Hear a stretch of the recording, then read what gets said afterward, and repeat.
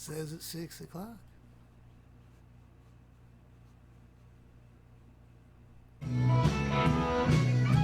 COVID-19, what you do to me?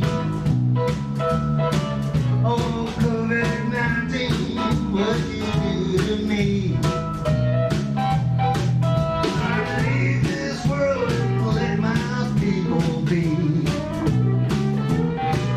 Oh, COVID-19, hide behind that tree. Well, COVID-19, show yourself to me. I wanna leave this world and let my people free. Oh, COVID-19, what you do to me? Oh, yeah. Oh, COVID-19, what you do to me? It hurt my gig and hurt my family.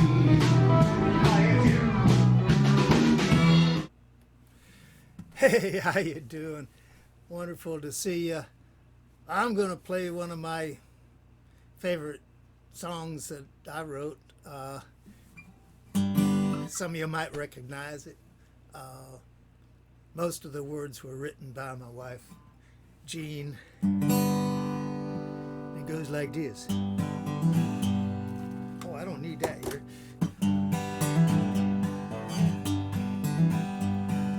Please don't text me when I'm dead. I'm going to a place where it can't be read. Don't want to mess with your dear sweet head. So please don't text me when I'm dead. We all live forever, I've often heard it said in our tweets and our posts. At least that's what I read. Virtual eternity, this is what I dread. So please, dear friends, don't text me when I'm dead. Please don't text me when I'm dead. I'm going to a place where it can't be read. Don't want to mess with your dear sweet head. So please don't text me when I'm dead. Don't be afraid to join the active thread of those folks striving to build a new homestead of wondrous realms of worlds yet unsaid. But please, dear family, don't text me when I'm dead. Please don't text me when I'm dead. I'm going to a place where it can't be read. Don't want to mess with your dear sweet head. So please don't text me when I'm dead and gone. Please don't text me. It really does perplex me. If you got words to tell me now. Don't wait another day. Stand up and have your say. But better yet, just put it in a song. I'm standing here before the pearly gates. It's after hours, guess I'm running late. Gotta work this keypad to get in. Want someone there, please text me my PIN.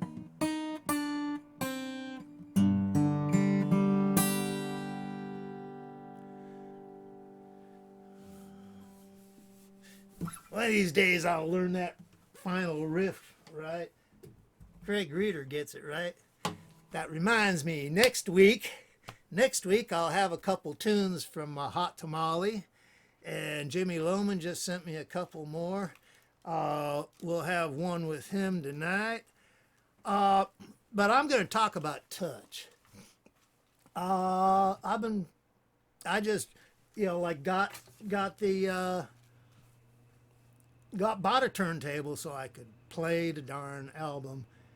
It was produced in 1971 when the show was still running in New York. It was Off-Off-Broadway, so there's a big distinction there.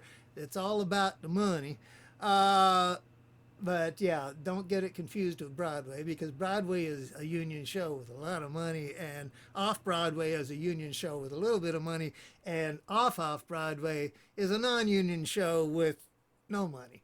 So, you see how the spread is. But somehow, miraculously, these guys came by and decided they wanted to make an original cast album with it. It was an Ampex, of course, they'd been making tape recorders forever, and they came by. They wanted to start a record company, so they I don't know what their entire catalog was. It was not large. But they wanted to do two original cast albums. And Pearly was one that was on Broadway at the time. It was a African American cast, and I don't really know much about it.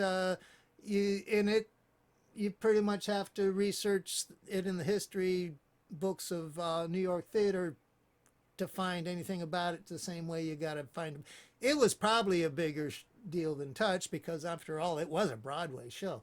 And Touch. And they promoted our albums together, and we were the country rock musical. We were a bunch of hippies from northwestern Pennsylvania.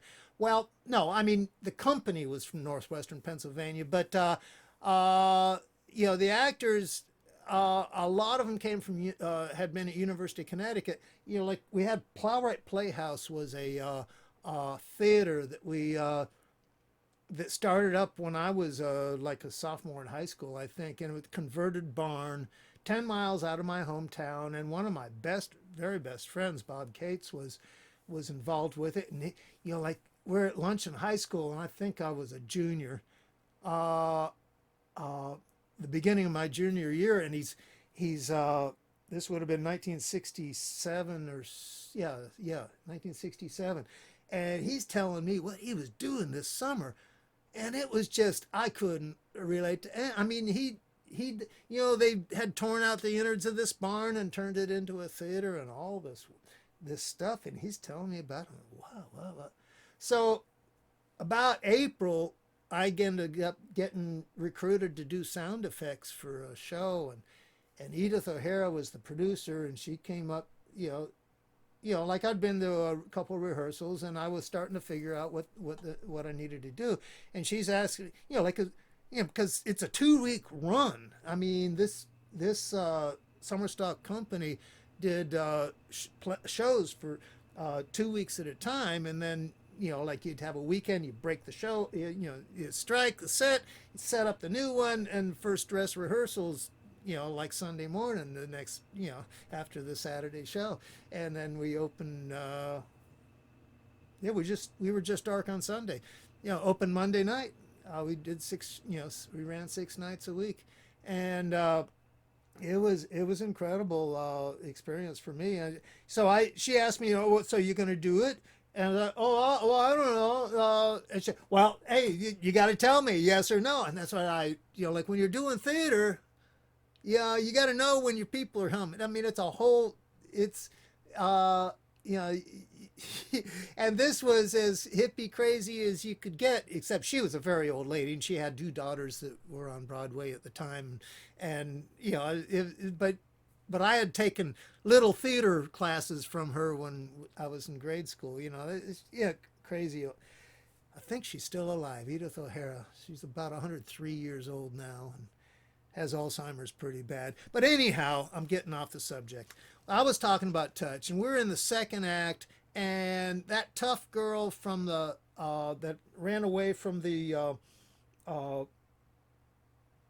orphanage and sang "I Don't Care" in the first set, now is revealing her feelings to Mark, who was a lonely boy that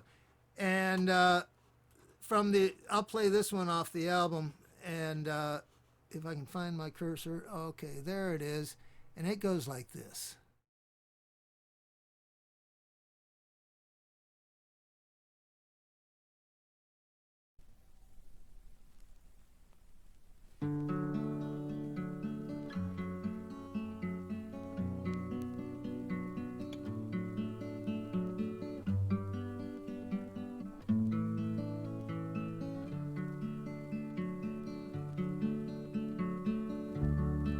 I watch you a lot,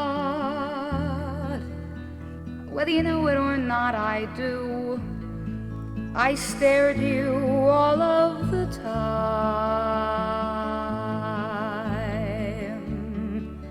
I look in your eyes that see just a kid staring up at you happily. But that's exactly how I feel. Sometimes we talk and I want to tell you how I feel, but I'm afraid you'd only laugh. So in my favorite dreams you come slowly to my room and close the door and say to me, I know how you watch, and I don't mind it so much at all. I kinda dig your watching me, 'cause I've been watching you, watching me.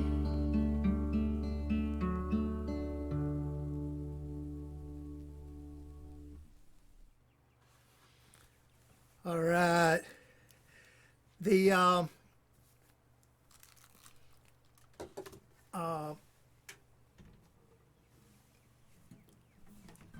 three main inspirations for Touch, as I understood them.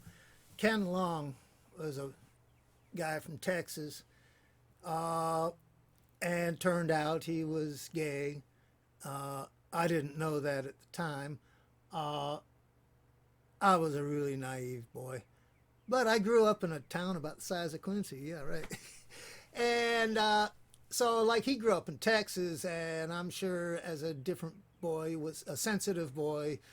He had his own issues there. And then the company did Hair. It was a pirated production. We had put it together ourselves off the record, and what the recollection, I mean, the lady who directed Touch had been an assistant director on the Off-Broadway production of Hair, and Edith, our producer, her daughter had been in that production, and subsequently in the Broadway production, and so there were several people in the company. The people that were at the theater, a lot of them came from University of Connecticut theater department, and by this time had spent a year in the city, hanging out in Greenwich Village and hanging out in the New York theater scene, off-Broadway scene, and doing stuff. And then they came back and were with us for the summer, and so it was. They had seen the show, they knew, and then so we did Hair, and like that really did a thing to this hippie commune, in a conservative small town. We were 10 miles out of this conservative small town, living in a big farmhouse like a dormitory. I was actually living in town, but all the other people, most of the rest of them, and so that was an influence on Touch. And a lot of it is kind of what happened to us as a commune when we did Hair. I mean, it kind of turned the theater company into a hippie commune in a way. And so that kind of, does the plot of Touch came from that a lot. But also just the tension between this bunch of hippies on the hill and this very conservative northwestern Pennsylvania town, which, is, like I said, is very much like Quincy, Florida, roughly the same size, roughly the same distance from a city, roughly the same distance from a large city. So anyhow, all the guys, all the kids in the cast go to the Hasseltown Memorial Square dance, where misadventures happen. But the square dance goes like this. Here in Hasseltown, here in Hasseltown, welcome to the bosom of our nice community. Here in Hasseltown, uptight, hung up, straight society. Circle up, folks, and thumb your nose, and grab your partner and laugh at his clothes. Arm in arm, parade him around. You take him to the alley and you knock him to the ground. Here in Hasseltown, welcome to the bosom of our nice community. Here in Hasseltown, uptight, hung up, straight society. Somebody peed in our orange juice, but we drank it anyway. It's all part of a plot, of course, to make life lousy for the long-haired freaks. Waitress showed us to the ladies' room at a small all-night cafe. It's all part of a plot, you see, to shame us all for our looks and ways.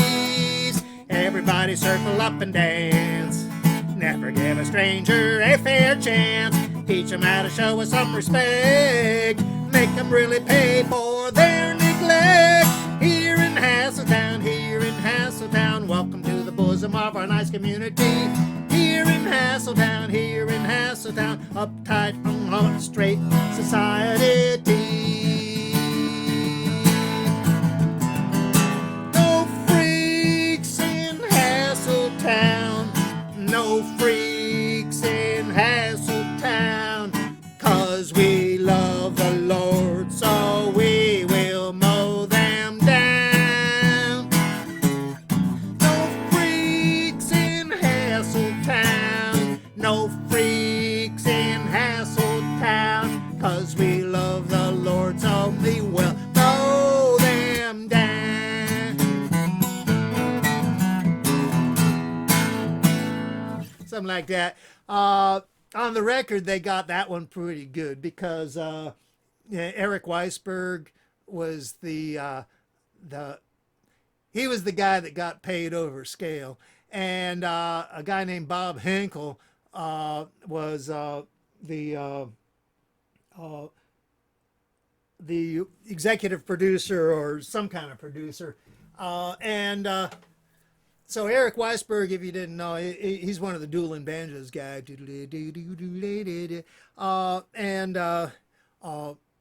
And then Bob Hinkle now is, he's from Western North Carolina, and he was booking acts up on he's booking acts up in near Hickory. What's that place? I don't know. But anyhow, we're going to move on. I'm going to come back to touch after some other stuff, and right now we're going to hear from Jay, from Bird himself. Hey everybody, it's Bird. Hope everybody's being safe. We're not open right now, but we're going to do a little guerrilla music here for you, and just want to let everybody know we're open Tuesday through Saturday, noon to 8. We've got curbside pickup, and deliveries within a 5-mile radius. Hopefully we're back to normal soon, but right now everybody just stay safe and enjoy the music. Hey, what all can you get? Woo! What all's on the menu? Well, you get everything, the whole menu. The whole menu's available. Grouper sandwich and booze to go if you get some food. All right. Right. Thank you, Jay. Thank you. All right. Hey, Jimmy Lohman and I played together for years, and he just now sent me this little video here, so we're going to hear from him. Hello, Tallahassee. Greetings from Mexico, where I've been for the last 8 weeks. I came down here to visit my dear friend Trilby, and it was right around the beginning of the virus starting to kick in the early March, and I ended up staying, having a pretty wonderful time here, riding it out for the time being. Want to send my warmest, fondest regards to everybody there in Tallahassee and other places, whoever happens to be watching this, whenever and wherever. It's a delight to be collaborating with Jim again after many years, and was planning to be playing with him in Tallahassee in early June. Obviously, that won't be happening as the Blue Tavern is following all the essential guidelines and not doing its normal schedule. So, without further ado, let's play some music. I'll remember April. 1, 2, 3, 4. Put the volume on here. 1, 2, 3, 4.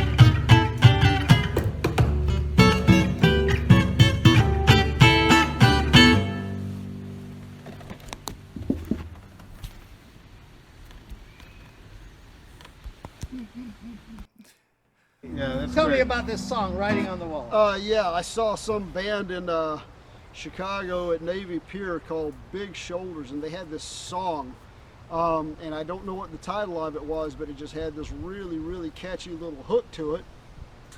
And I went home and I played, I played that hook to myself until I was satisfied I had it. And then a friend of mine had the CD. This is before you could get anything on the internet music-wise. And I sat down to listen to the CD, and I'd totally got that hook completely wrong. It was like completely almost unrelated to what they were playing in that song. So it became my hook, and now I wrote a song around it. And this was during a big Bob Dylan phase of mine. So if the lyrics don't seem to, necessarily tell a story, there's a reason for that. However, if you listen to it closely enough, it does sort of paint a very, solid picture. So the name of this song is Writing on the Wall, and here's the riff that starts with it.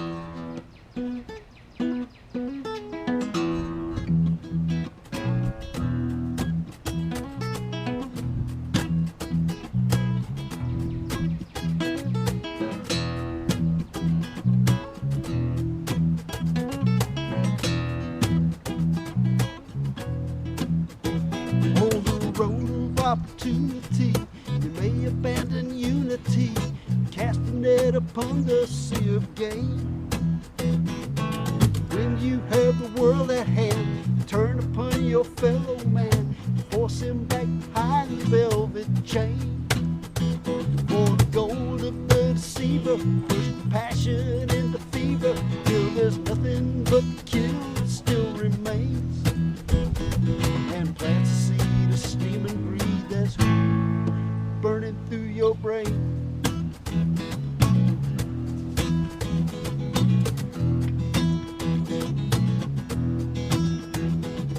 The highway comes, the highway goes, traffic moving to and fro. Here you are just standing on the side, leaving all your criticisms, pointed jabs and witticisms, tearing down a taste you never tried. Somewhere for the setting sun, you notice you're the only one who hasn't had the nerve yet to decide. Won't you swing low, sweet chariot, and give that fool a ride? Belly up to the bar, have a drink on Belshazzar in the halls of Babylon, where the sermon of the sage whipped the hunger into rage for the feet that rabble on. Float high upon your cloud, where the music plays too loud to hear the rumble of the crowd. When they sound that battle call, but you must be blind. You ain't seen the writing on the wall.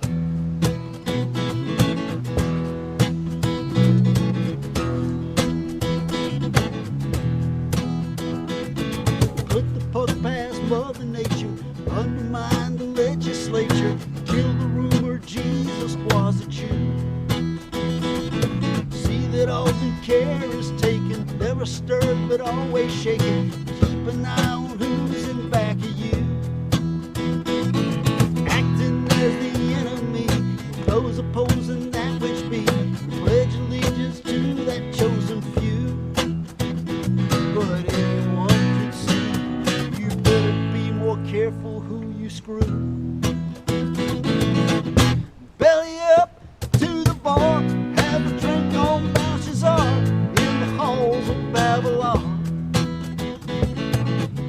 where the sermon of the sage whips the hunger into rage for the feet that rabble on. Floating high upon your cloud, where the music plays too loud to hear the rumble of the crowd. When they sound that battle call, but you must be blind if you ain't seen the writing on the wall. You ain't seen the writing on the wall. You ain't seen the writing on the wall. You ain't seen the writing on the wall.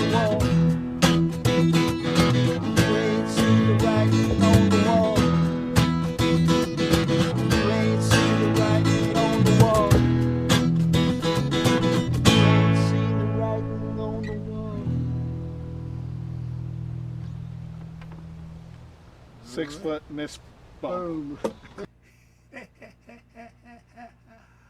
All right. Oh, I didn't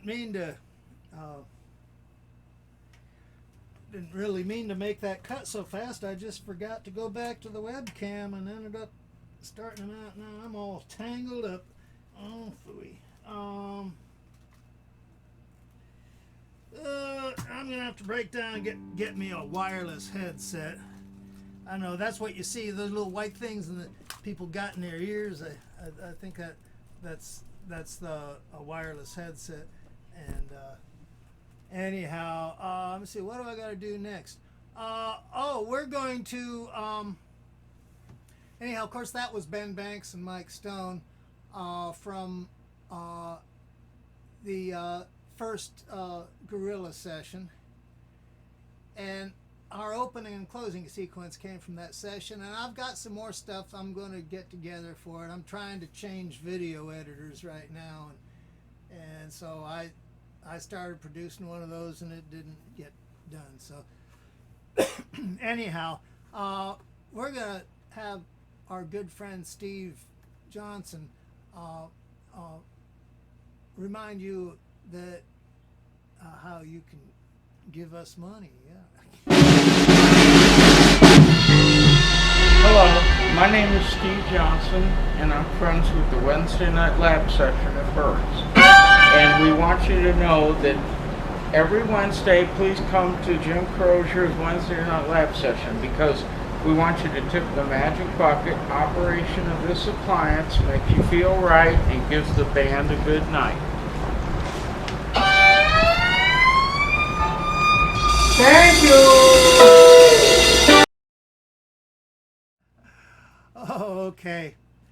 I played with a band for a few years named the Commentators, and actually now I'm in their pickup band, and there are several. They have their core ensemble that plays, but they put a pickup band together every once in a while. One of them went to Cuba a year ago, January, and I was in that band. That was a blast.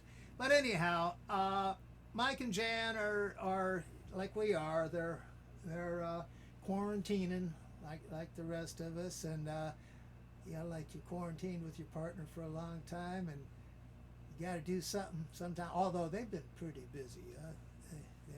They've been pretty busy. But anyhow, this is something that they did for us here. So. Oh, there it is.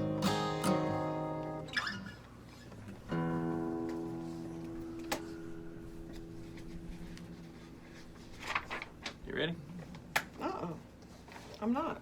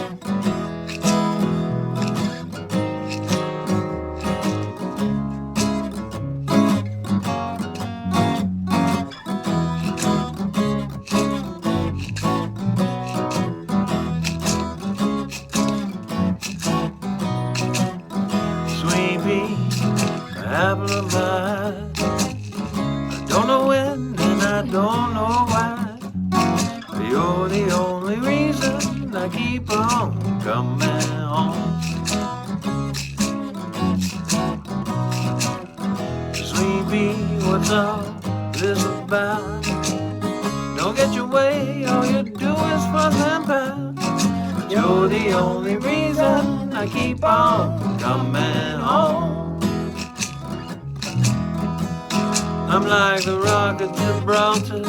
I always seem to falter and the words just get in the way.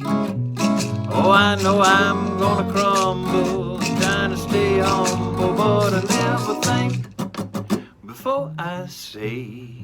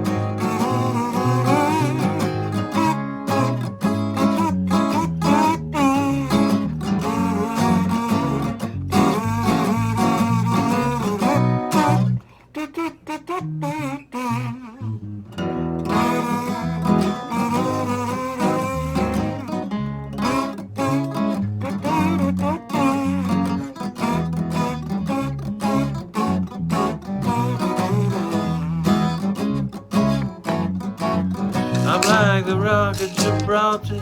I always seem to falter and the words just get in the way. Oh, I know I'm gonna crumble. I'm trying to stay humble, but I never think before I say, sweet me, a keeper of my soul. I know sometimes I'm out of control, but you're the only reason I keep on coming. You're the only reason I keep on coming. Yeah, you're the only reason I keep on coming home.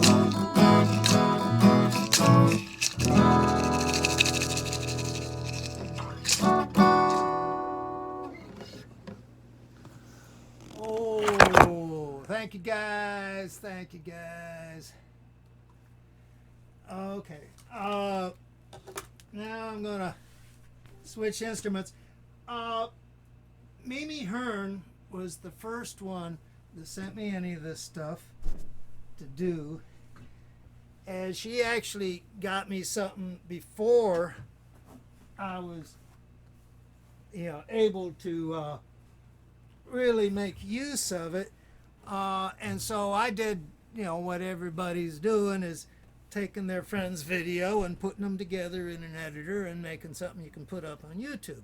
So with this song, I did that, and then it turned out that she sent me another one and I was able to play live to the first time I had enough bandwidth to do this stuff.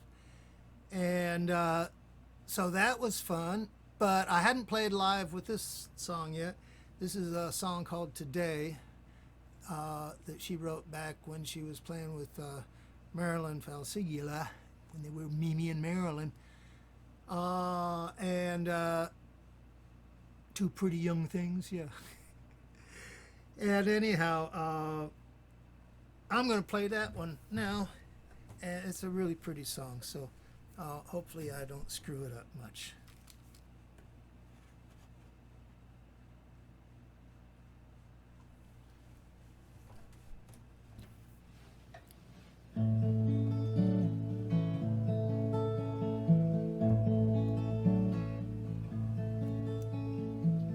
Oh, I'd love to see you now.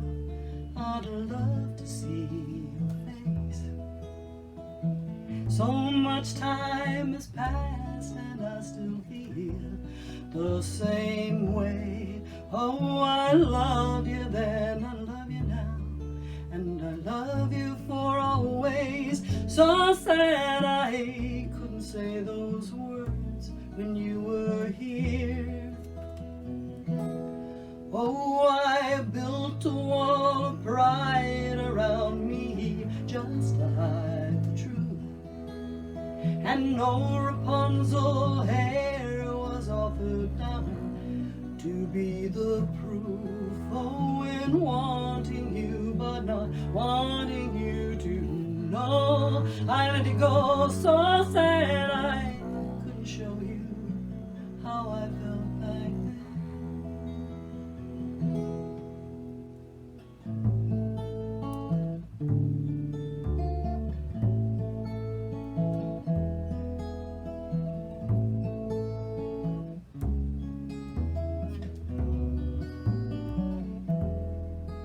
Oh, in wanting you, but not wanting you to know, I let it go so sad I couldn't show you how I felt back then.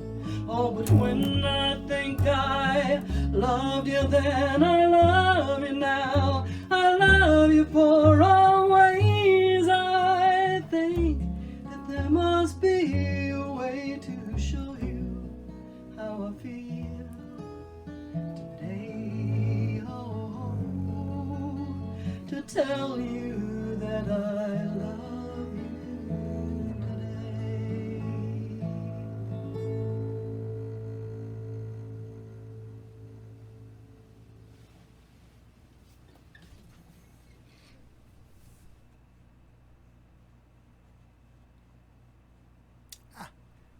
Darn.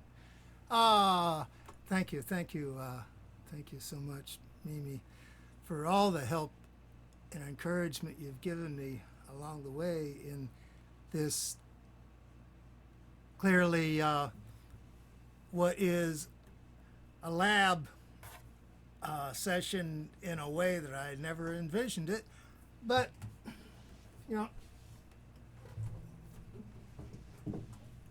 truth be told, when I started this thing, I had no idea. I mean, when I started the original lab session in 2013, October, November, Jay gave me this time slot. So, oh, well, it's yours. There ain't nothing going on. I mean, it was dinner, drinks, and tips, and you know, whatever I could do with it. And so I did like 4 sessions, did a couple by myself, and said, well, that ain't gonna work. And so I invited Kevin Robertson for the 3rd one and Neil Gorey for the 4th one, and said, oh, well, okay. And I'd already just booked like the 4 weeks. And so I told those guys, well, I'll be back probably in February. I don't know. I'll if I have an idea, I'll be back in February. And so, beginning of February 2014, I came back, and that's when I had the name, the Wednesday Night Lab Session, and that was what it was all about, is inviting my friends to come and play with me. And so it's been a good run, and now, you know, they threw this twist at us, and so here we are figuring out how to be, you know, how to learn how to do this stuff online, you know. And so it's been a good I'm starting to figure out how some of the tools work. I never had in mind to be a TV producer. Well, that's not quite. I did take a TV production class once in college. Of course, the technology was entirely different in those days, but the concepts were the same. And what you got to do in the schedule, and you're watching the clock all the time. You know. Anyhow, going to talk about touch again. And if you recall, they came back from the square dance, and Wyan had gotten beat up, and then it's not clear whether it happened that night or it happened when they got back, but the garden was all smashed up, you know, that they were singing about last week, they were so proud of. Anyhow, so towards the end of the show, they do this song here, and I wrote the music for this song, and I wrote the music for that Hasseltown Square dance too. It was one of those 6 songs that survived the editing process. I mean, the first time we did touch, if you notice that red program, it said Plowright Original Musical, and it didn't have a name yet then. But anyhow, when we did it, then it ran for 3 hours. So obviously, it had to be cut quite a bit. So like next week, I'll play at least a couple songs that did get cut that I had written music for in that first session. But this one did not get cut, and I just don't like what they did with it on the record, though. They took the confrontation out of it. It's, you know, like these guys were really pissed off, and they go. We stop, we look, we listen and wait for a silence to thunder out over the din of the sorrow and anguish and tumult and hate that is ripping the universe up from within. But we wait in the nighttime by the gates of tomorrow like a beggar child, there with our hands out to be spit on. Leaving the pell-mell of everyday days, we are running and screaming for breathable air in the meadows and mountains and forests ablaze with the hope of discovering harmony there. But we break from the nightmare to awake to a night where we are fugitives, there with our hearts gone to be spit on. Somewhere there has just got to be a dawn where the sun coming up warms the wish to be free, warms the will to agree. Somewhere the night has to end, breaking the fear of the new. Somewhere where all make amends, somewhere where all can be friends. Where can we live though we're different and strange? Not to be a threat to your personal security. We're not trying to force you to change, only asking for the right to remove impurities from our mutual world. And when can I hold you, world, unashamed? And when can I care for you, unabashed? And when can I laugh with you, live with you, loving you, unafraid, and know the sweet taste of freedom for which we were made? We stop, we look, we listen and wait for a melody sweeping out over the land that is burning and rotting with ignorant hate of an idea and movement you don't understand, but you lurk in the shadows, do your work in the nighttime like an animal there with your fangs out, not worth spitting on.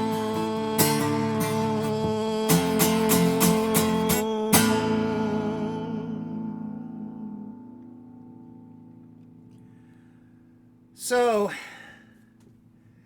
that's what happened there. And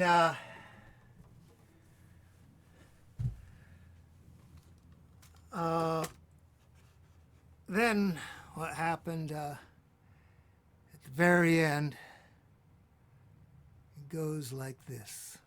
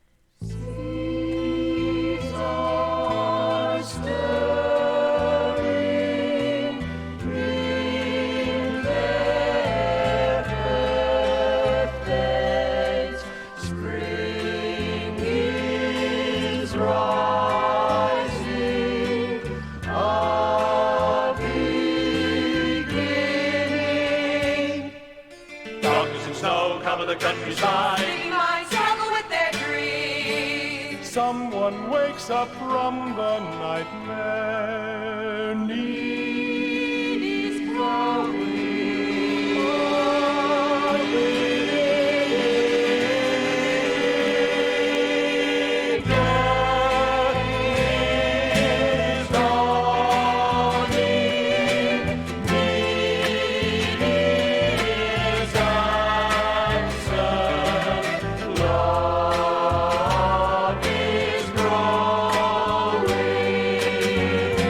Love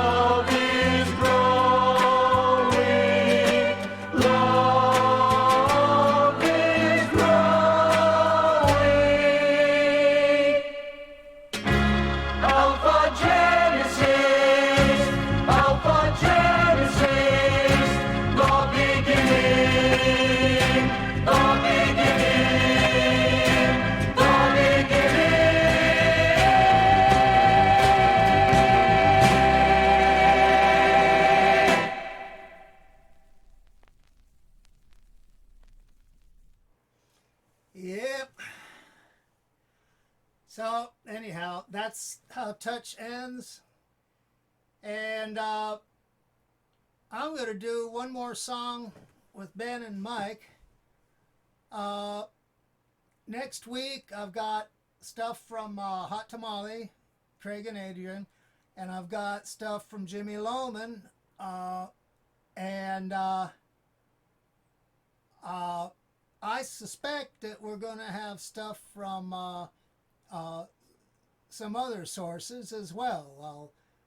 I'm going to try to avoid saying so before I've got it in hand, so to speak, but anyhow, that's what we're going for, and thank you so much for being here. I'm going to do this one more song, and I'll see you momentarily before we leave. So in case you forget, you can give me money like that. Yeah. Okay. 1, 2. Oh, wait a minute. Wait. No, I'm not. Wait, oh, you yeah. were recording? Yeah. The red it tape? is wrong. Oh, talk about the song. Oh, okay. I wrote this song. This is one of my real early compositions. You know, the subject matter is basically about that moment where, you know, you've had the proposition by a girlfriend to possibly move in together, and you really, really like your apartment, and, you know, you want to kind of keep your options open. Not that I'm defending it, I'm just saying these are things you think about when you're in those positions. You know, it cuts both ways too. The name of the song is Parachute, and yeah, I was listening to some Dire Straits prior to writing it, so you might notice that I've completely ripped off, you know, that song So Far Away, but not completely. So anyway, without further ado, 1, 2, 3, 4, 1, 2, 3.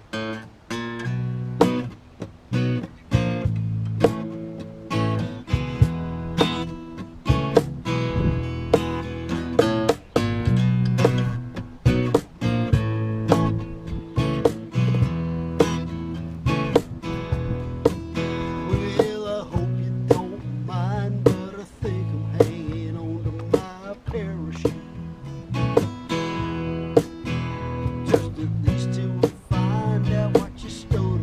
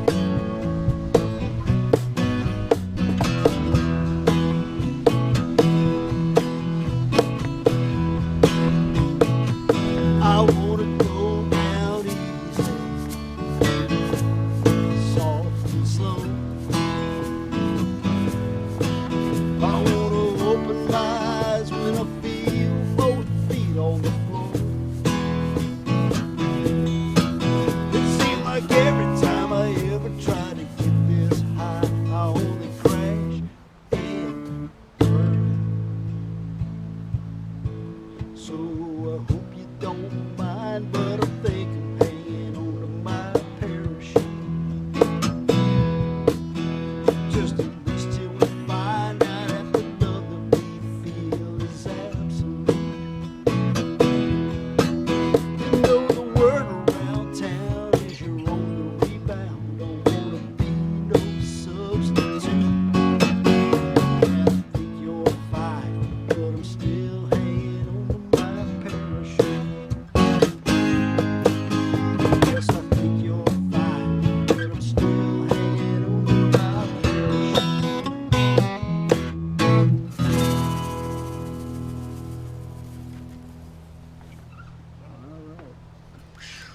Two more things were also going on when I wrote that song, besides listening to a lot of Dire Straits.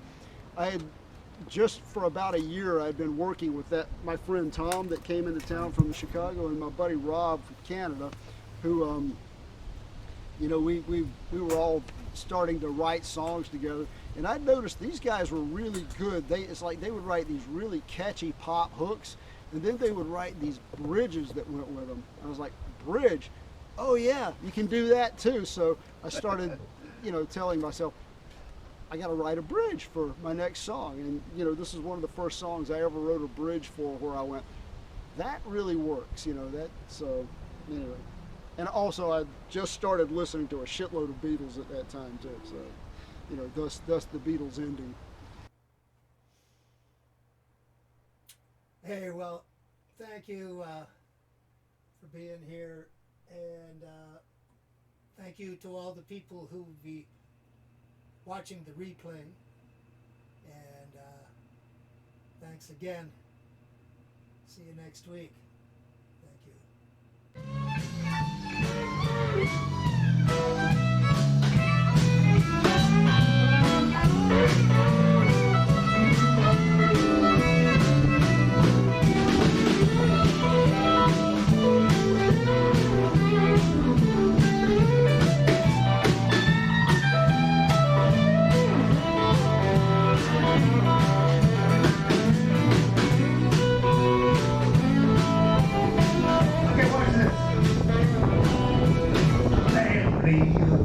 Musicians ain't got nowhere to go.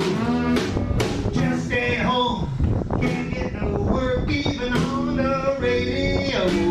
COVID-19, what you do to me?